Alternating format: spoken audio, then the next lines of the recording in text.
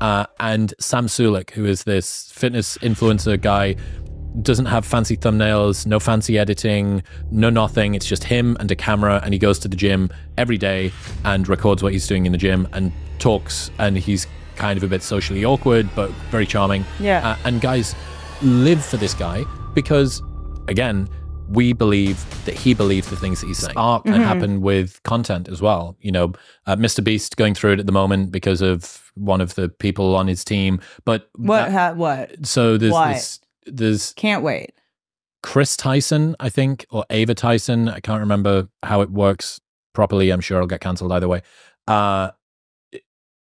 Trans person on his team has been rumbled for sending dodgy messages to underage people in Discords and using language. It doesn't seem, at least from what I've looked at, that there was anything that happened in person. Probably nothing illegal, but some pretty unethical kind of... One of his employees... Yeah, one of the people that's in a lot of the videos. Okay. But the reason that I think Mr. Beast in particular is kind of a very precarious moment with regards to that is that people were already starting to push back against this very contrived, very curated, very sort of limbically hijacking type of content. And then you look at a lot of the stuff that people are actually enjoying spending time on, and it's people like CoffeeZilla, who is this investigative reporter thing. He doesn't live far away. Really smart, right? Smart guy. And, you know, a lot of what he does, he seems to kind of be unencumbered with what he's got very high production value, and he's got this sort of very cool virtual studio thing, but you believe that what he's saying is what he believes. And Sam Sulek, who is this fitness influencer guy, doesn't have fancy thumbnails, no fancy editing, no nothing. It's just him and a camera, and he goes to the gym every day and records what he's doing in the gym and talks, and he's kind of a bit socially awkward, but very charming. Yeah. And guys live for this guy because, again, we believe that he believes the things that he's saying. And we have faith. And in a world of, I think that this is basically kind of like a Instagram reflex that for all of the curation and airbrushing and filters for a very long time, what people are craving now is something that just feels authentic. And as we are spending less and less time around people in the real world who are authentic and can give us that sort of sense. You know, have you ever eaten a shit diet for a while and there's just this part of you that wants a carrot? I just fucking want a vegetable. I've never craved a vegetable in my life, but apparently now my body just knows better. And I kind of think it's the same. I think so much detachment and so much curation when it comes to what we watch on the internet that we're trying to supplant the real world stuff with the online stuff. Because I also think it's important to remember that when we try to get something over on someone, or when we try to when someone lies to you, they're basically just saying you're dumb. You know what I mean? You're just saying I'm dumb, you know? And I think that, you know, right now, people are so savvy now. I mean, not with, I saw Justin Timberlake's mugshot start to move the other day, and I was like, holy shit, like, I thought it was for sure. But I think that as things get more and more fake, you know, the idea of someone just being like, yeah, I didn't really like the Barbie movie. You're just like, I don't even care what anyone thinks. I just am, I believe that what you're saying is your actual opinion. And you don't think I'm so dumb that I would buy it if you're like, no, I liked it. I mean, Greta Gerwig is this amazing feminist director. And I'm like, you just think I'm an idiot, don't you? You know what I mean? It's like when someone's late, they're basically, I'm fascinated by what someone's actually saying by their behavior that they're not saying. When someone's late, they're basically saying like, my time's more valuable than yours. That's what they're saying with their behavior, right? And when someone lies to you, you know, it was like Hillary doing all that stuff. She was just like, I think you're all dumb. By posing with Kim Kardashian and Katy Perry, she's like, I think you guys are so shallow and stupid that you would vote for me because Katy Perry has cupcakes on her tits next to me at the DNC or whatever. You know what I mean? So I think that people go past what the people trying to get attention are actually saying, and they can feel like what's actually being said, which is like, you're dumb. You're dumb.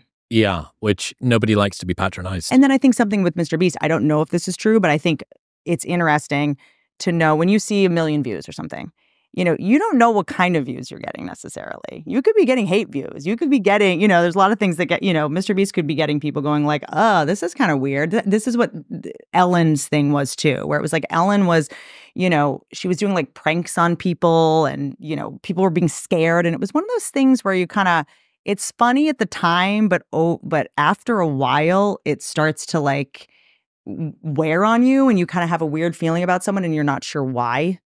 And then you're like, oh, yeah, I think that person's mean, Like, why are you jumping out of having people jump out of boxes and like scare celebrities that like dressed up to come here, that are in high heels? Like, it's just kind of like oh, yeah, that's kind of, and I think that a lot of these people that have been, successful for a long time after a while, like pranks and stuff, people are like, I don't know, I've grown up a little bit and that doesn't like sit the same way. I'm obsessed with things that like people have a weird feeling about someone, but they couldn't even really articulate why. I'm fascinated by that kind of stuff. So there's this guy, Byron Allen, who you would love. He's a brilliant business person. Self-made billionaire, bought the Weather Channel in cash, was the youngest comedian to ever be on The Tonight Show. And he's just amazing. I consider him a mentor and friend. And he just always is able to analyze these things so perfectly. So Arsenio Hall, I don't know if you ever remember him from back in, I was very young when he had a TV show, comedian. And he had this huge talk show. Everyone loved him. And then out of nowhere, this was back when ratings, there was like the Nielsen system and they could like measure ratings on TV shows, right? So out of nowhere, ratings got cut in half. And then 6 months later, out of nowhere, ratings got cut in half. And he went back to like study the shows to like see what happened. In one of them, he said in his opening monologue, Oprah was fat. And then later he said Prince was a skank.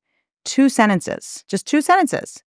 Right? Tiny little things. The people probably couldn't even say, oh, I stopped watching the show because of this or this. But it's this little thing like worm that gets in your brain and over time, starts to matter. When people just go like, I got a bad feeling about that guy. They can't tell you why. Yep. I'm obsessed with stuff like that. That's very interesting. Well, you were talking earlier on about what type of person is your behavior attracting.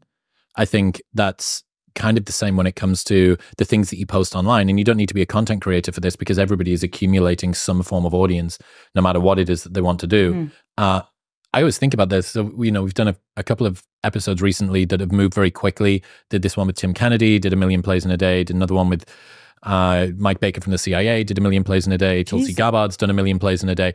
And part of me is like, oh, that's really, really cool. And when you realize that, that's, maybe 30,000 subscribers that have come in. Thankfully, those guys, I think, have got a very reasonable group of people that follow them. But you also realize I could have achieved this or maybe even more.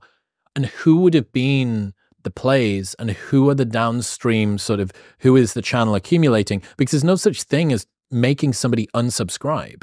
Well, you can't do that especially on YouTube. So you go, okay, if you start to build up an expectation from your audience that this is the sort of content, let's say that you go really hard on Israel or you go really hard on fucking China or whatever it is, some topic which is more controversial than why was the president shot, you actually think, well, what is the future version of my life that I'm creating by doing this thing now? So it's not just about chasing metrics. There's this cool idea called the McNamara fallacy. So Robert McNamara, in the Vietnam War, statistician who believed that what couldn't be measured didn't matter. He charted progress in the Vietnam War by body count because it was simple to measure. It was his way of keeping score, but his focus on what could be easily measured led him to overlook what couldn't, which was negative public opinion of the US Army, both at home and in Vietnam, which deflated US morale while boosting enemy conscription. In the end, the US was forced to withdraw from the war despite winning the Battle of Bodies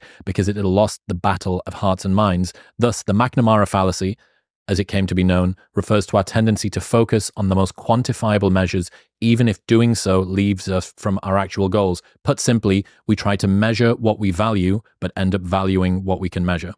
Love it. So you might cut this out. Fine. People coming, rumbling in the comments of Huberman protocols are too strict or Huberman or whatever, the, inevitable backlash of someone so popular. I think it was because he had Mark Zuckerberg on. I think that's just a little thing that gets in the back, and you're like, oh wait, he's in the elite, he's in the Illuminati. Like, it just kind of like, wait a second. Oh, that's interesting. A little. I think it had nothing to do with that. Now, James Franco, I don't know his accusations. I don't know what's going on with his career or anything like that. But I know he had a couple things happen, rumblings, they went away, and then he won in a Golden Globe or something, and then all of a sudden, boom, accusations, people coming for him. And I remember watching and going, I think I know why that happened.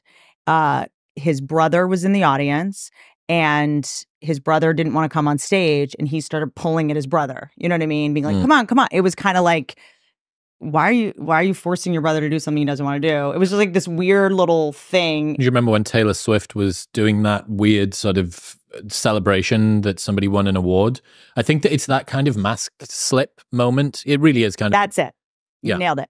You nailed it. It's that kind of thing where I go like, I remember when Huberman was interviewing Zuck, and I was like, oh, no. Because now you're going to come off like elitist, people's association with that. Tech, nefarious, don't trust. I mean, Facebook is, arguably for a lot of people, it does help people. The Zuck rebrand, though, that's been strong. You compare that to pretty much everything else. Now he's got a beard and he's wearing a cool long necklace. And he's just like at MMA fights, like, where do I stand? What's happening? Yeah. Godspeed. But I'm saying things like that, like, I feel like little things make a big difference. I mean, I'm like, I don't know what happened after the Peter Attia with the Kevin Spacey photo, but I was like, ooh, if people start to go like, I don't know about this protocol, I'm like, it's not about that. It's just the Spacey photo. Very interesting.